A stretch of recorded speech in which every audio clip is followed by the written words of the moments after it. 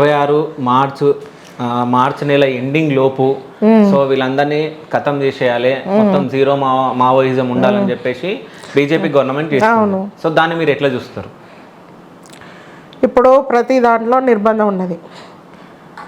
First మనం ఎట్లా అర్థం చేసుకోవాలని అంటే విప్లవాన్ని ఇప్పుడు ఈ రూపకంగా అంతమొందించవచ్చు, కానీ వేరే విధంగా కూడా విప్లవం మళ్ళీ స్టార్ట్ కావచ్చు, పుట్టవచ్చు. విప్లవం అనేది ఎప్పటికీ కూడా ఎక్కడైతే సమస్య అనేది ఉన్నదో ఆ సమస్య ఉన్న కాడ ఖచ్చితంగా మనం దానికి ఎదురుదాడి చేస్తూనే ఉంటాం. అదే విప్లవం. ఒకరు మన పిల్లిని బంధించి బాగా మనని ఇబ్బంది పెడుతుంటే ఎంతసేపు అని ఉంటుంది అది.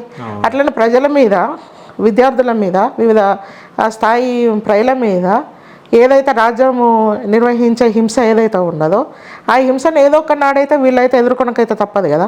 అది ఖచ్చితంగా విప్లవానికి దారితీస్తుంది. ఇప్పుడు మొన్న ఢిల్లీలో కూడా విద్యార్థులు వాళ్ళకి ఎవరు చెప్పి హిడ్మా గురించి తెలియదు. ప్రతి ఒక్క ఇంటికి ఒక్కొక్క హిడ్మా తయారవుతారని చెప్పని అన్నారు. అది విద్యార్థుల వల్లనే రావచ్చు, ఇంకా వేరే కార్పొరేట్ వ్యవస్థలో ఉన్న ఉద్యోగుల వల్లనే రావచ్చు. అది ఎప్పటికైనా కూడా విప్లవం అనేది అది ఆగిపోదు.